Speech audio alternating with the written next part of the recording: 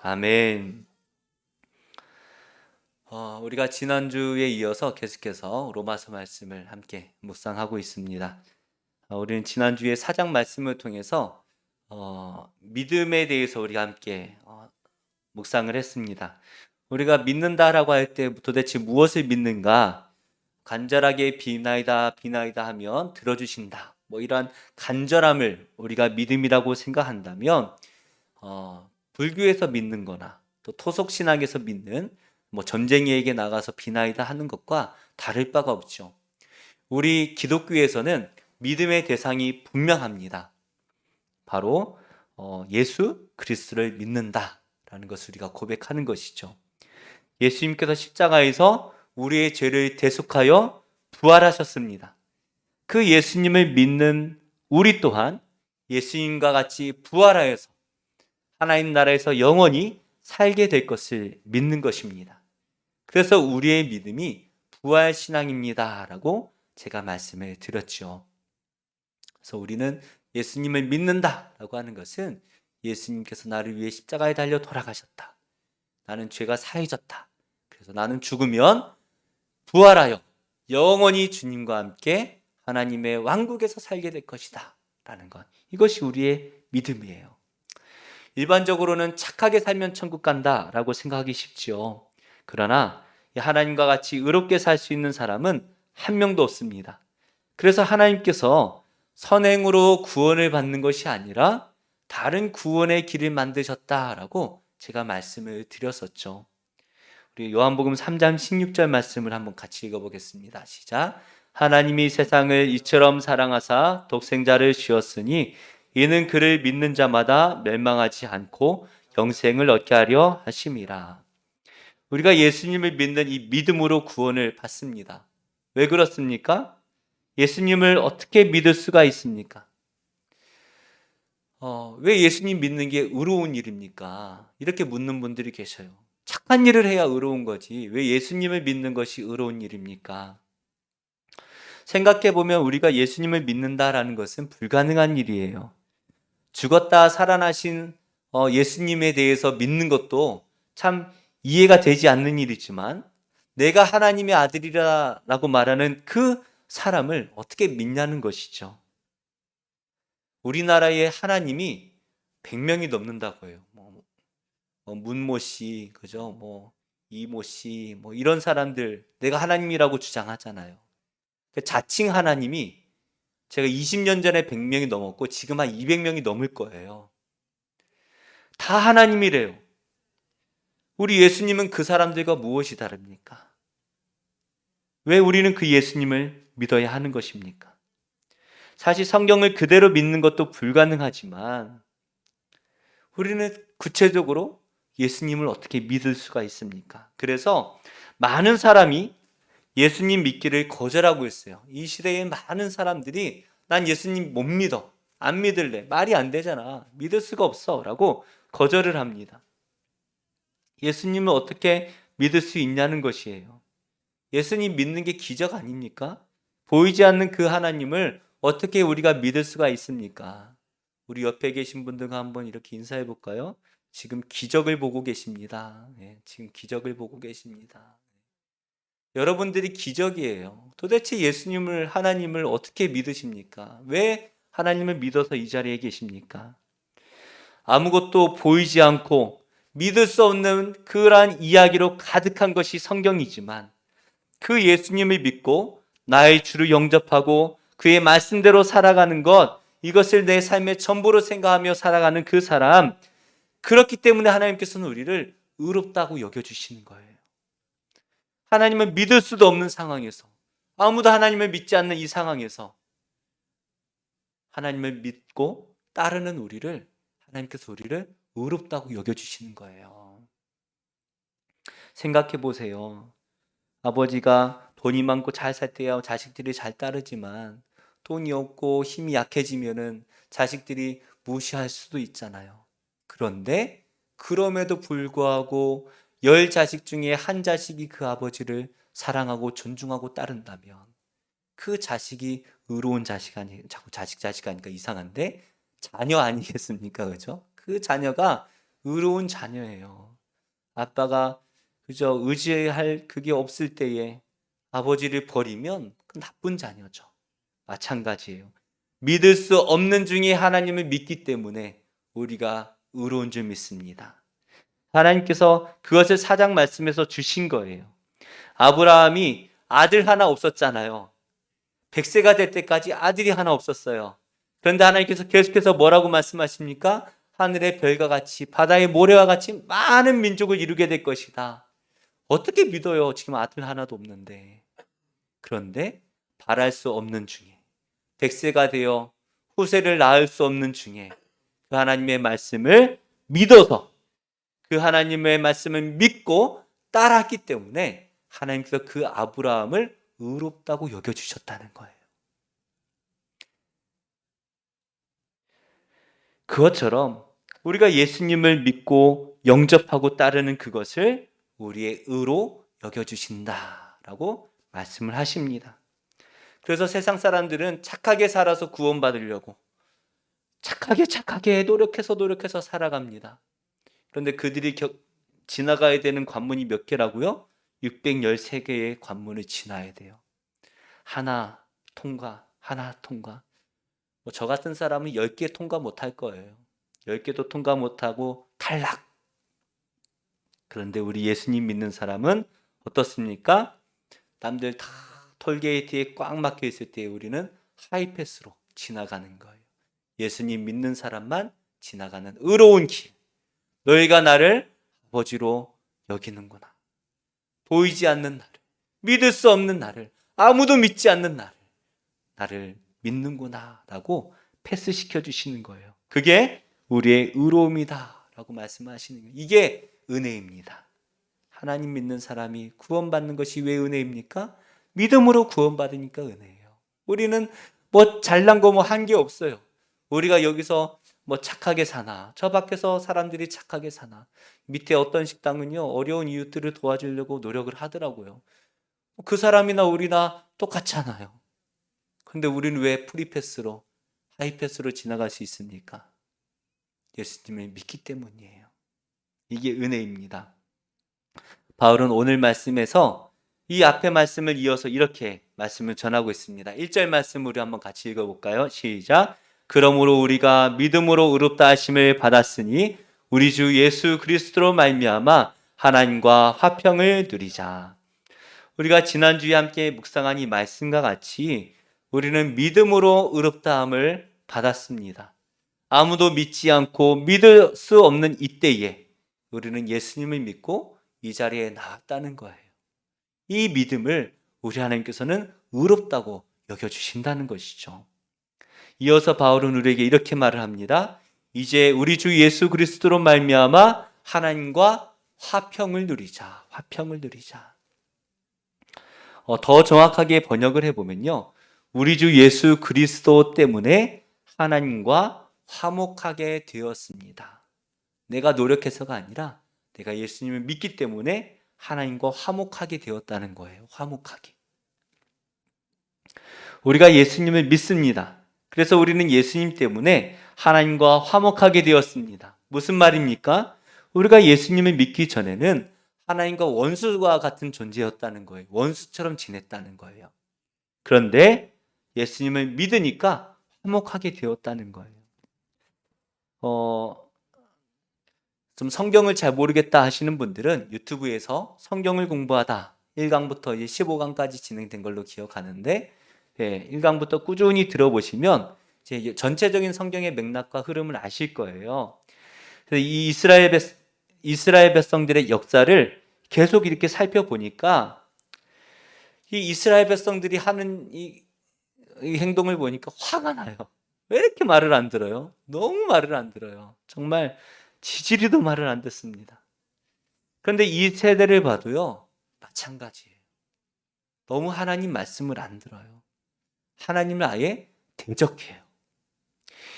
인터넷에 어떤 청년이 글을 남겼는데요. 제가 그냥 다른 글들은 대충 넘겨보는데 교회에 대한 글을 남겼길래 제가 봤어요.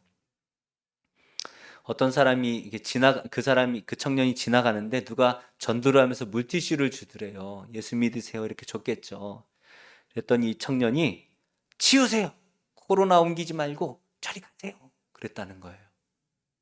그 밑에 댓글들이 막 속 시원하다 뭐 그런 댓글도 있고 뭐 그렇더라고요. 속상하더라고요. 그냥 안 받으면 되는 걸, 그죠? 안 받으면 될 걸.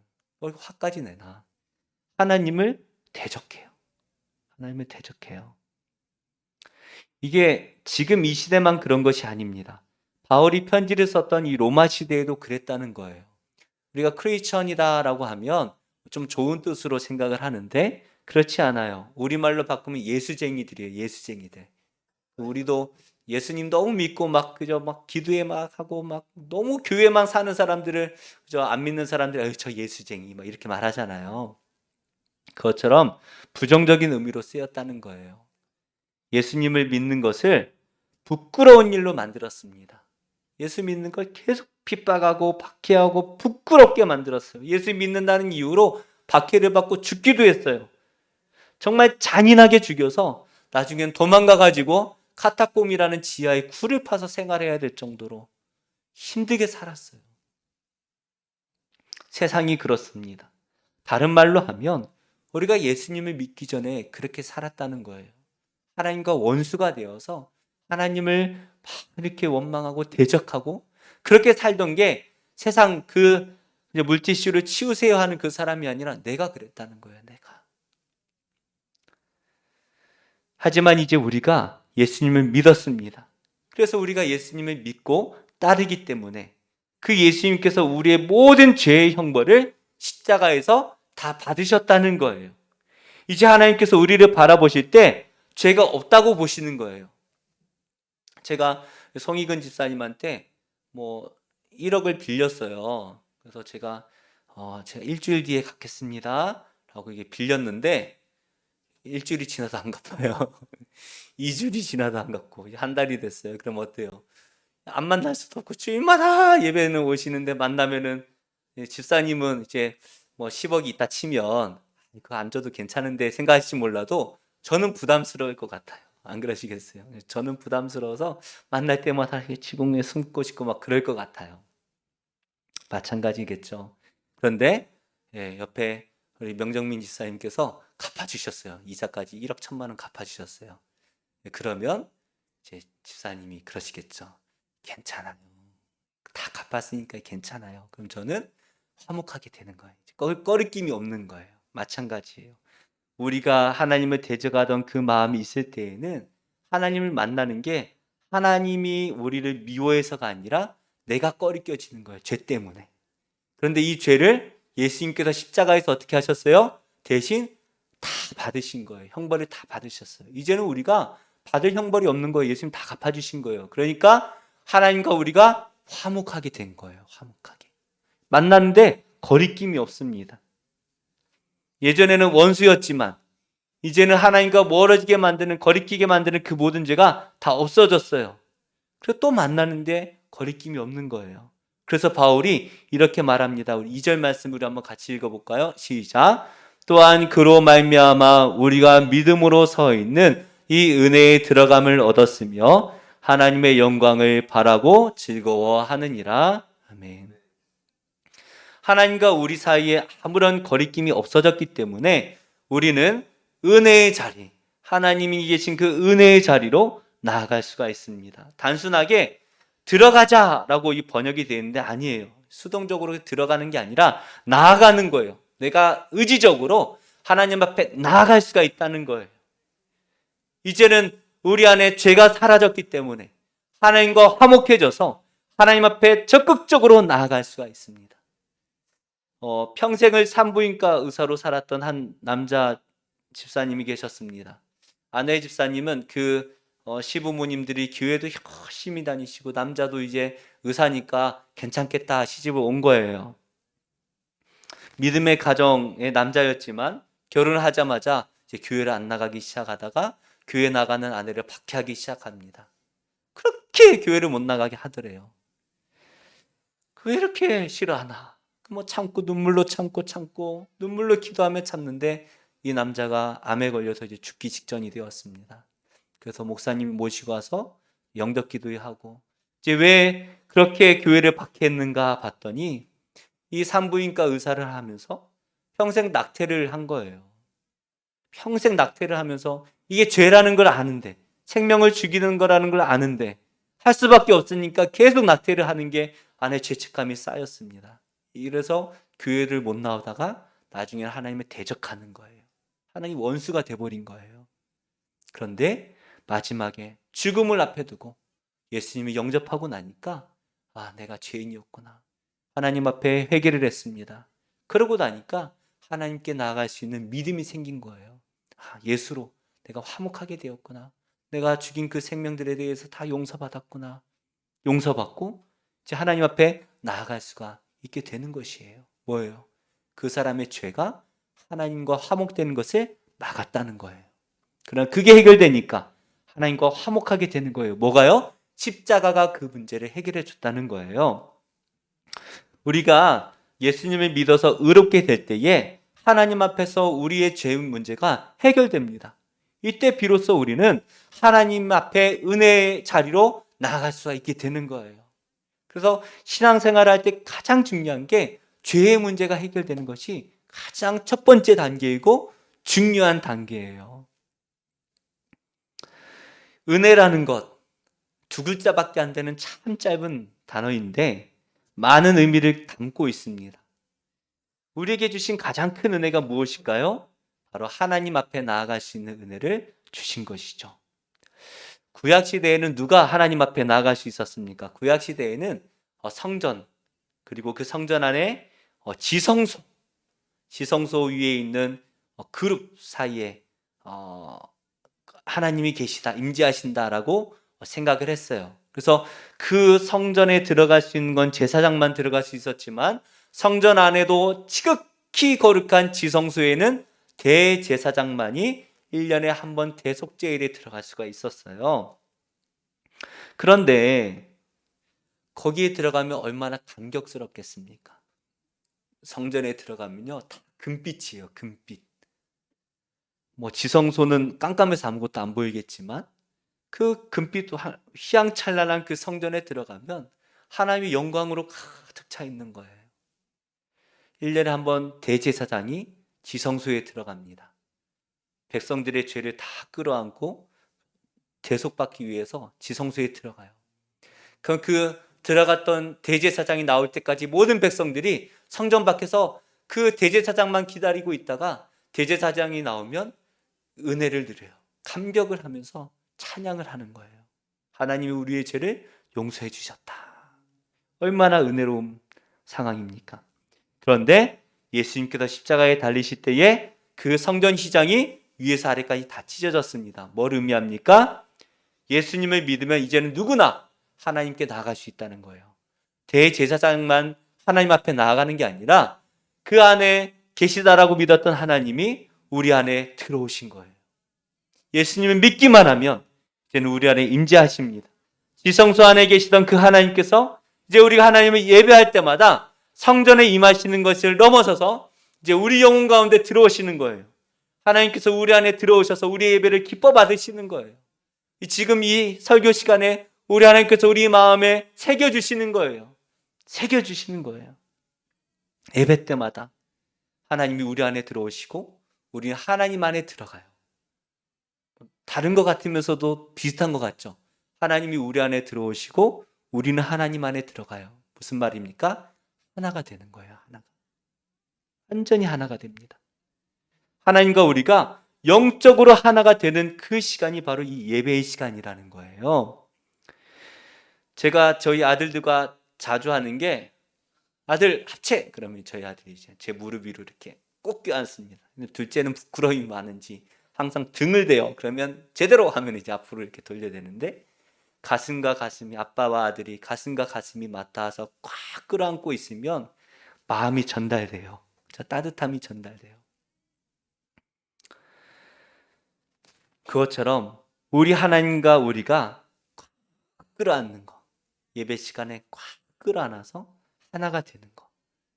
그래서 하나님의 성령이 우리 안에 들어오시고 우리가 하나님 안에 온전히 들어가는 것, 이게 예배라는 것입니다.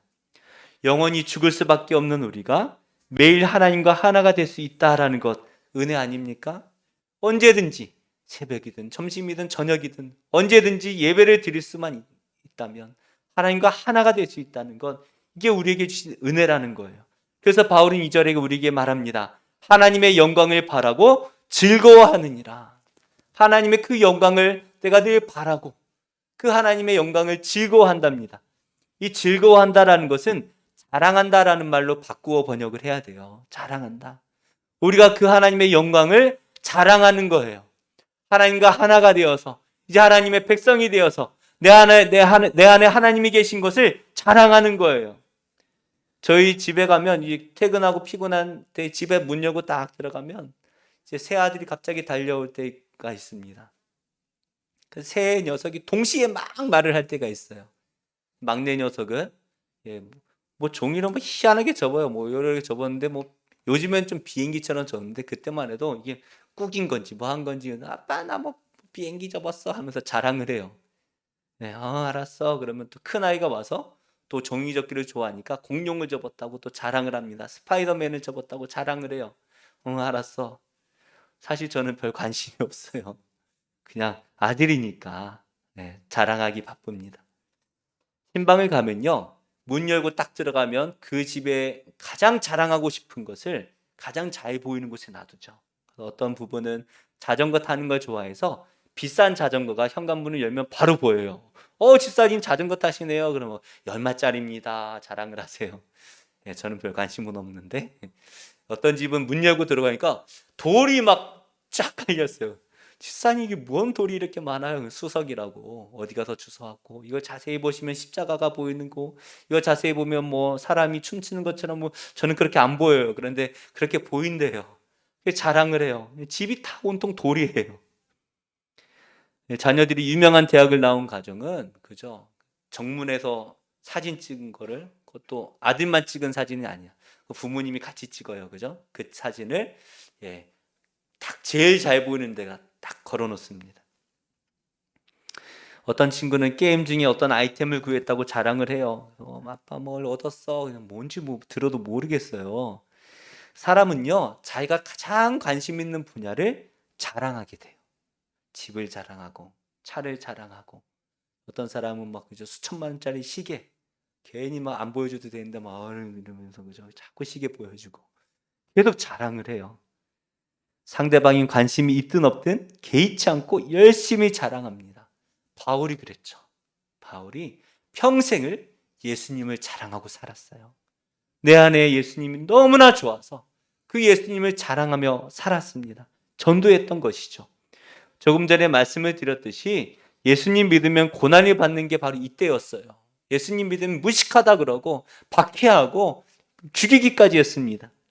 또한 사람들은 예수님 믿는 사람들을 수치스럽게 생각했어요. 당시에 유행했던 뭐 철학, 신학, 저는 저 철학도 안 믿어, 저 신화를 안 믿는데, 이러면서 막 박해를 했어요. 무식하다고 여겼어요. 그러나 바울은 하나님을 예배하는 것이 어떤 일인지 너무 잘 알기 때문에 그 하나님을, 내 안에 계신 그 하나님을 자랑할 수밖에 없었다는 거예요. 고난 중에도, 환난 중에도 자랑할 수밖에 없습니다. 고난 속에서도 계속해서 자랑하고, 사람들이 전도하지 말라고 때려가지고 죽었는 줄 알고 밖에다 내다 버렸는데 또 기어 올라가서 또 하나님 복음을 전해요. 왜 그렇게 할 수밖에 없었습니까? 3절 4절 말씀 우리 한번 같이 읽어볼까요? 시작. 다만 이뿐 아니라 우리가 환난 중에도 즐거워하나니 이는 환난은 인내를, 인내는 연단을, 연단은 소망을 이루는 줄 알미로다. 바울은 이 환난 중에도 자랑했다고 말합니다. 왜 그렇습니까? 환난은 우리에게 인내를 주기 때문이라는 거예요. 인내라는 것은요, 기다림을 의미합니다. 기다림. 이걸로 번역하면 더 정확해요. 저는 미국을 가본 적이 없어서 좋은지 안 좋은지 몰라요. 그게 참 감사해요. 모르는 게 나아요. 그죠? 알면은 계속 가고 싶을 거 아니에요. 근데 뭐 좋다고 하니까 누군가 갑자기 저한테 연락이 와서, 김영기 목사님, 제가 더 넓은 좋은 뉴욕에 좋은 집, 그리고 좋은 물건 다 준비해 놨으니까 몸만 오세요. 직장도 구해 놨습니다. 몸만 오세요. 이렇게 말을 한다면 제가 이 한국에서의 삶을 빨리 정리해야 되지 않겠습니까? 가전, 살림, 살 때는 참 고민하고 귀하게 샀지만 싼값에 헐값에 빨리 처분을 해야 돼요. 누구 주고 싶으면 빨리 줘야 돼요. 사람들이 바보 같다라고 해도 개의치 않습니다. 아무리 이주 준비가 바쁘고 힘들어도 마음이 즐거울 거예요. 왜요? 그 미국을 바라고 있으니까. 거기 좋은 집에 들어가서 살 그날을 바라기 때문에 기대가 되는 거예요. 아무리 힘들어도 즐겁습니다. 기다림이 있기 때문이죠. 기다림. 우리가 지난주에 나누었던 것 같이 믿음은 부활을 소망하는 것입니다. 부활. 그래서 믿음이 있는 사람은 환난 중에도 그 부활의 날을 기다리는 거예요. 그래서 환난은 우리에게 기다림을 줍니다. 사실 기독교 신앙에 있어서 가장 중요한 게 부활 신앙이잖아요. 부활 신앙. 그런데 지금 부활 신앙을 설교 시간에도 잘 안 전해요. 다들 뭐예요? 예수님 믿으면 성공합니다. 할 수 있다. 믿어라. 외칩시다. 할 수 있다. 할 수 있다. 할 수 있다. 그죠? 부자가 될 수 있다. 다 부자 되시기를 축복합니다. 예. 그런데 그것만 외친 거예요. 부활 소망이 빠져버렸어요. 왜요? 이 땅이 너무 좋으니까. 부자가 되고 싶으니까. 천국 안 가도 괜찮아요. 이 땅에서 행복하게 살고 싶은 거예요. 그런데 실제로 기독교 신앙에 있어서요. 박해를 받을 때, 환난이 크게 올 때마다 그때마다 중요하게 던져진 메시지가 바로 부활 신앙이었어요. 그래서 환난이 올 때 우리는 무엇을 바랄 수 있습니까? 천국을 기다리는 거예요. 주님 다시 만날 그 날을, 내가 죽으면 다시 살 그 날을 우리가 바라는 거예요. 기다려지는 거예요. 그 고난을 자랑할 수밖에 없는 것은 그 구원의 날, 하나님 나라를 우리가 바라기 때문입니다. 그런데 이 기다림이 우리를 뭘 준다고 합니까? 연단을 준대요. 연단. 환난은 인내래, 인내는 연단을 줘요. 연단이라는 것은 시험, 증명이라는 것을 의미해요. 무슨 말입니까? 우리가 환난 중에 내가 하나님 나라를 믿음으로 바랄 때에 우리의 믿음이 증명되는 거예요. 아, 내가 이 고난 중에 있으니까 천국을 바라는구나. 내가 부활 신앙을 가지고 있구나. 라는 것이 증명되는 거예요. 그래서 믿음이 없는 사람들은 어떻습니까? 환난이 올 때에 두려워서 막 발발 떨면서 밖에도 못 나가고, 저 이불 밖에 나가면 큰일 나는 줄 알고 못 나가요. 그런데 믿음이 있는 사람은 증명되는 거예요. 환난 속에서. 그리고 이 연단이 우리에게 무엇을 줍니까? 소망을 준다라고 말씀하세요. 소망. 그래서 천국을 바라는 그 소망을 이 고난이 우리에게 주는 것입니다. 그래서 믿는 자는 우리가 환난이 오면 올수록 우리에게는 천국 소망이 더 커지는 거예요. 부활 소망이 더 커지는 거예요. 비록 지금은 하나님 믿는 것이 환난이라 할지라도 우리는 하나님과 함께 영원한 천국에서 살게 될 것이다 라는 이 소망이 있기에 우리는 이 환난 가운데 하나님을 더욱더 자랑할 수가 있는 것입니다. 그래서 소망이 환난 중에 있는 우리가 부끄럽지 않고 오히려 하나님을 자랑하게 만드는 것이죠. 이제 바울은 우리에게 하나님의 사랑에 대해서 이렇게 말을 해요. 5절 말씀으로 한번 같이 읽어볼까요? 5절입니다. 시작. 소망이 우리를 부끄럽게 하지 아니함은 우리에게 주신 성령으로 말미암아 하나님의 사랑이 우리 마음에 부은 바 됨이니. 우리가 하나님을 만날 때 하나님께서 우리를 사랑하신다라는 것을 성령님께서 알게 하십니다. 하나님께서 우리를 꽉 안아주실 때 우리는 그 하나님의 사랑을 깨달을 수밖에 없어요. 깨달은 것을 넘어서 바울이 우리에게 이렇게 말합니다. 8절 말씀으로 한번 같이 읽어볼까요? 시작. 우리가 아직 죄인 되었을 때에 그리스도께서 우리를 위하여 죽으심으로 하나님께서 우리에 대한 자기의 사랑을 확증하셨느니라. 하나님께서 우리를 얼마나 사랑하시는지 성령님께서 우리에게 확증을 하신다는 거예요. 확증을. 사람들이 신이 죽었다라고 말을 합니다. 왜 그렇습니까? 세상이 계속 악한 것이 존재한다는 거예요. 내가 힘들면 하나님은 없는 거예요. 내가 힘들면 날 이렇게 힘들게 만든 하나님이 있을 수가 없어 라고 만듭니다. 그런데 세상이 왜 여전히 악이 존재합니까? 왜 세상은 여전히 전쟁이 있고 기근이 있고 불의한 사건들이 계속 나타나는 것입니까? 세상이 악하기 때문인데 우리가 세상이 악하다고 말하지만 솔직히 말하면 내가 악하잖아요. 내가 악하니까 그런 거예요. 아담과 하와가 타락한 이후로 세상이 다 악해졌어요. 하나님께서 공의를 행하셨다면 세상은 다 멸망해야 되죠. 우리가 죄를 지을 때마다 하나님께서 우리를 벌하시면 우리는 다 죽었어야 돼요. 이미 다 죽었어야 돼요. 우리는 자식을 키워봐서 알잖아요. 화가 날 때마다 이놈들을 내쫓았다면 남은 자식 하나도 없을 겁니다. 우리 하나님 우리 보실 때도 마찬가지죠.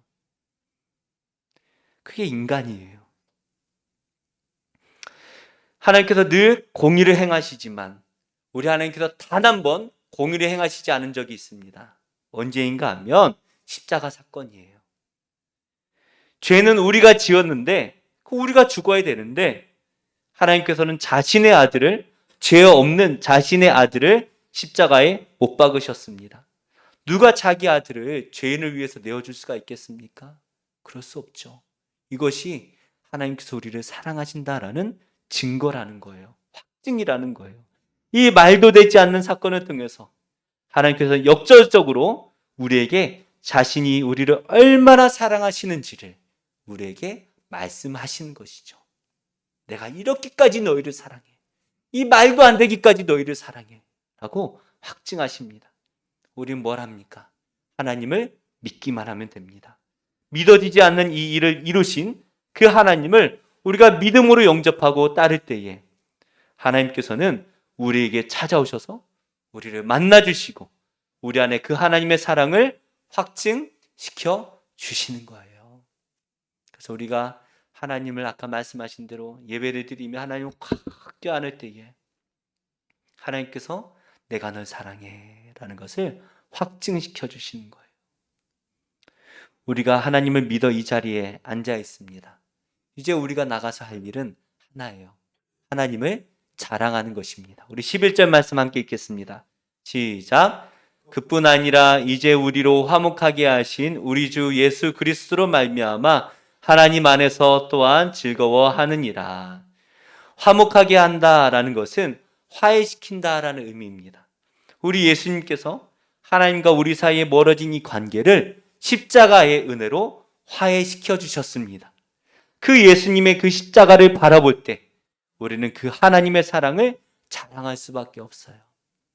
자랑한다라는 것은 단순하게 누군가에게 보여준다라는 것을 의미하는 것이 아닙니다. 우리에게 너무나 소중하다. 하나님이 나에게 가장 소중하다. 내 인생의 전부다. 하나님이 나의 인생의 전부다라는 것을 의미하는 것이죠. 이 하나님이 성도님들의 인생의 전부가 되기를 예수님의 이름으로 축복합니다. 나를 위해 자신의 독생자를 아낌없이 내어주신 그 하나님의 사랑이 우리의 전부가 되기를 축복합니다. 그래서 누군가 우리를 바라볼 때 와, 저 사람 옷 참 잘 입어. 시계 참 멋있어. 신발 참 좋아. 야, 헤어스타일 너무 멋있어. 이런 걸 바라보는 게 아니라 그죠? 내가 가지고 있는 외적인 것을 내 자전거를 바라보고 내가 우리 집에 있는 수석을 바라보는 게 아니라 내 안에 있는 하나님을 바라보게 되기를 예수님의 이름으로 축복합니다. 네, 우리 함께 이 찬양을 함께 좀 찬양하는데요.